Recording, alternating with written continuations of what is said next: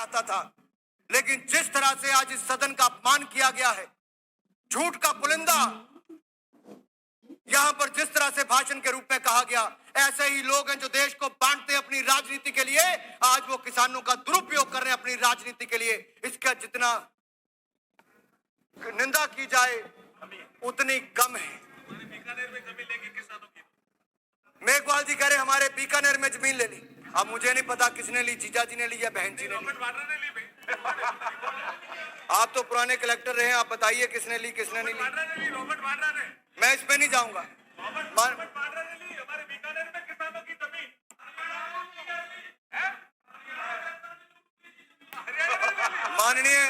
माननीय सभापति जी, यूपी वाले कहते हमारी जमीन ले गए, बीकानेर वाले कहते हमारी ले गए, राजस्थान वाले कहते हमारी ले गए, हरियाणा वाले कहते हमारी ले गए।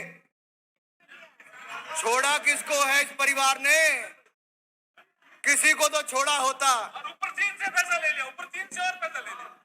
देखिए, आज जब राजनाथ जी यहां से चीन पर अपनी एक टिप्पणी कर रहे थे, जो बॉर्डर पर किस तरह से वहां से विरोध हो रहा था। खुशी होनी चाहिए कि मोदी है तो मुमकिन है। और पूरी सर्दियों के समय, ठंड के समय भी हमारे सेना के जवानों ने जितनी मुस्तैदी के साथ, वीरता के साथ देश की रक्षा सुरक्षा की है, वो देश के लिए गर्व की बात है। मैं इस मंच से देश के सैनिकों का बहुत बहुत आभार प्रकट करता हूं। और मैंने किया, हमारे साथियों ने किया, लेकिन उधर से अभी भी सैनिकों का कोई मान सम्मान नहीं करता। मैं एक बार फिर बोलता हूं, देश की सीमा पर जो देश के सैनिकों ने देश की रक्षा सुरक्षा करने का काम किया, देश की जनता के साथ साथ देश के सदन के लोकसभा के सदस्य उनका बहुत बहुत आभार प्रकट कर रहे हैं। यही देश को दिखाना था कि एक एक व्यक्ति भी वहां से देश के सैनिकों का सम्मान करने के लिए तैयार नहीं। ये कोई राजनीतिक नहीं है, लेकिन कुछ लोग जो नसबंदी के लिए जाने जाते थे, आजकल नोटबंदी की बात करने लगे। वो हमारे दो उस जमाने में कहते थे। ये उस जमाने का नारा है। और उस कहानियों पे मैं जाऊंगा तो न जाने जो बुजुर्ग भी आज सुन रहे होंगे वो भी खड़े हो जाएंगे। मैं उस पे नहीं जाना चाहता, सदन का समय जरूरी है। लेकिन मैं 2 दिन, आपदा का समय था, देश लॉकडाउन में डालना पड़ा। कारण क्या था? भारत में एक भी पीपी किट नहीं बनती थी, वेंटिलेटर्स पर्याप्त नहीं थे, मास्क भी नाम मात्र थे। यह भी पता नहीं था क्या इस बीमारी से होगा, कोविड वैक्सीन का कब आना होगा, होगा नहीं होगा।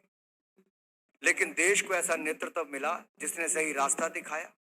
देश की राज्यों की सरकारों ने पूरा सहयोग किया। देश के लोगों ने मोदी जी की तीनों बातों को माना। 2 गज की दूरी भी, हाथों के साफ रखने का भी, मास्क पहनने का भी। आज दुनिया के देशों में सबसे कम मृत्यु दर जिन देशों में है, उनमें से एक हमारा भारत है। ये बड़ी उपलब्धि। लेकिन मुझे दुख इस बात का होता है जब विपक्ष के लोग कहते हैं कि पहला टीका मोदी जी ने क्यों नहीं लगाया।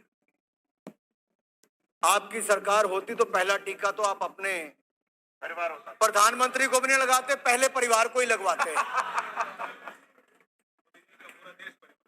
लेकिन मोदी जी ने देश ही नहीं पूरी दुनिया को परिवार माना है। इसीलिए 100 से ज्यादा देशों को दवाइयां देने का काम हिंदुस्तान ने कोविड वैक्सीन देने का काम किया है। यही नहीं, जो पीपी किट एक भी भारत नहीं बना पाता था, भारत ने वो क्षमता खड़ी की। आज दुनिया भर के देशों को पीपी किट देने का काम भी भारत करता है, दवाई देने का काम भी करता है।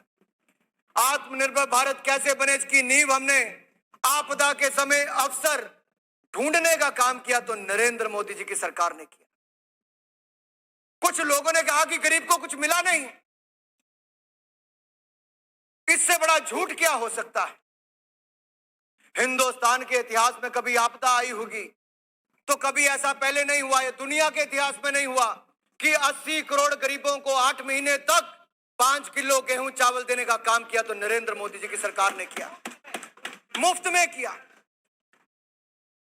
करोड़ों हमारे प्रवासी मजदूरों के लिए 3 महीने तक राशन दिया मोदी सरकार ने। 20 करोड़ से ज्यादा हमारी बहनों के खाते में 3 महीने तक 31,000 करोड़ रुपया सीधा खाते में डीबीटी ट्रांसफर किया तो मोदी सरकार ने किया। 3 करोड़ दिव्यांग वृद्ध विधवा के खाते में 3,000 करोड़ दिया, मोदी सरकार ने दिया। ईपीएफओ दिया, जिनकी नौकरी ना जाए। आप कहते हैं नौकरी बचाने के लिए क्या किया? 12% employer share, 12% employee share. Narendra Modi ji की सरकार ने 24%, 6,500 करोड़ के लगभग का प्रावधान लोगों के खाते में डालने के लिए किया है। अगले 2 साल तक उनको नौकरी मिले वापस, उसके लिए ईपीएफओ में पैसा जमा कराने का प्रावधान भी, जैसा माननीय वित्त मंत्री जी ने कहा, वैसा भी हमारी सरकार ने वैसा अवसर दिया है। यही नहीं, आपने बड़े आसानी से कह दिया कि ये देश मैन्युफैक्चरिंग हब नहीं बन सकता। सुधीर जी, आपने कहा कि ये देश मैन्युफैक्चरिंग हब नहीं बन सकता। यही अंतर है 2 विचारधाराओं में, क्योंकि आप जब बॉर्डर पर चीन की सेना भारत को आंखें दिखाती है, आप चाइनीज अधिकारियों के साथ सूप पीने चले जाते हो, आप भारत की चिंता नहीं करते। लेकिन हम आपदा के समय भी भारत को आत्मनिर्भर भारत बनाने का अवसर नहीं खोना चाहते, आपदा में भी अवसर ढूंढते हैं। India should have the world's largest skilled workforce, India should be the economic power house, India should be the manufacturing power house. ये हमारी सोच है। लेकिन क्या इस सोच में हमारा कोई मतभेद हो सकता है देश को आगे बढ़ाने के लिए? विपक्षी दल के प्रमुख नेता कह के चले जाए हिंदुस्तान की क्षमता नहीं तो किसकी क्षमता है? अरे दुनिया हमारी ओर देखती है। आईएमएफ ने कहा कि अगले साल, अगले वित्तीय वर्ष में अगर दुनिया की कोई अर्थव्यवस्था 11.5% से बढ़ेगी तो हमारा हिंदुस्तान भारत बढ़ेगा। मेरे भाइयों, आरबीआई ने कहा 10.5% से ज्यादा बढ़ेगा, लेकिन इनको विश्वास नहीं होता, दुख होता है। गर्व की विभूति तो दूर की बात, अगर ले के लिए सेंट्रल यूनिवर्सिटी बनी तो फारूक अब्दुल्ला जी कभी नहीं कहेंगे कि क्यों बनी, ये हमेशा स्वागत करेंगे, क्योंकि वो उसका हिस्सा था, स्वागत करेंगे। लेकिन राहुल जी जब कहते हैं कि फलाने राज्यों को क्यों दे दिया, उसको क्यों दे दिया, एमएसएमई की कमर तोड़ दी, मैं कहना चाहता हूं सदन में बड़ी गंभीरता के साथ, बगैर किसी कोलेटरल के, बगैर किसी गारंटी के emergency credit line guarantee scheme 3 lakh crore रुपया देश के मध्यम सूक्ष्म लघु कुटीर उद्योग को देने का काम किया तो नरेंद्र मोदी जी की सरकार ने। बैंकों ने टेलीफोन करके दिया, माननीय वित्त मंत्री जी ने, निर्मला सीतारमण जी ने 3 बैठकें बैंकों के सभी चेयरमैन को बुलाकर और ये कहा कि पब्लिक सेक्टर बैंक्स कम से कम ब्याज पर देंगे।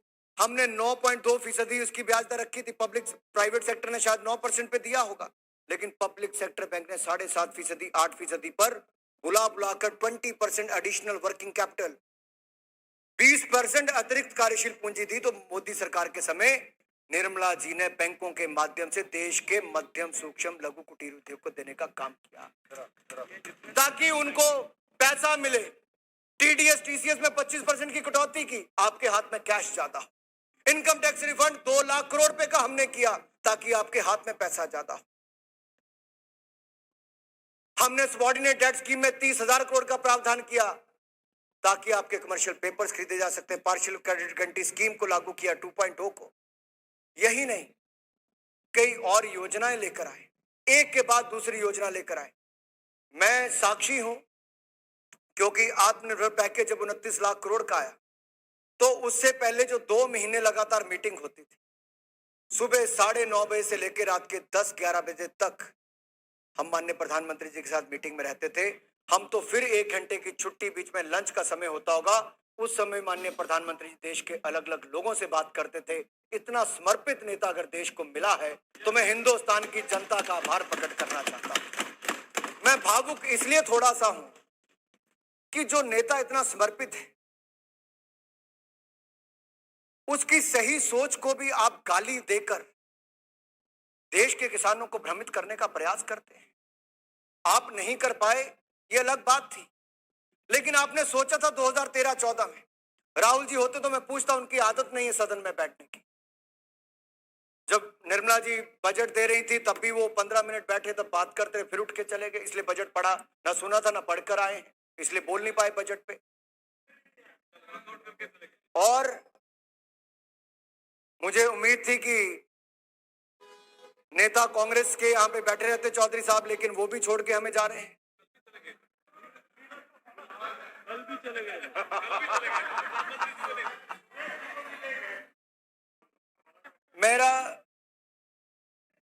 मेरा निवेदन इतना रहेगा,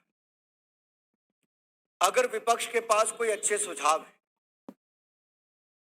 मैं आपको विश्वास दिलाता हूं इस सरकार में जिस तरह से ग्रुप ऑफ मिनिस्टर्स में भी चर्चा होती, माननीय प्रधानमंत्री जी भी देश के सभी स्टेक होल्डर से पिछले 9-10 महीने में लगातार बातचीत करते रहे, और देश के जो बड़े बड़े बुद्धिजीवियों ने, अर्थशास्त्रियों ने जो सुझाव दिए, हमने उन सब सुझावों को मानते हुए इस बजट को लाए, तभी जाकर कैपिटल एक्सपेंडिचर 34.5% ज्यादा किया है। 5.5 लाख करोड़ रुपए की वृद्धि कैपिटल एक्सपेंडिचर में हुई, तो देश के अर्थशास्त्रियों ने इसका सुझाव दिया था। आखिर सेंसेक्स ऐसे नहीं इतना उछाल मारा, पहले दिन 2200 पॉइंट, फिर 1200 पॉइंट, फिर 51,000 से ऊपर पहुंच जाए, क्यों नहीं पहले किया?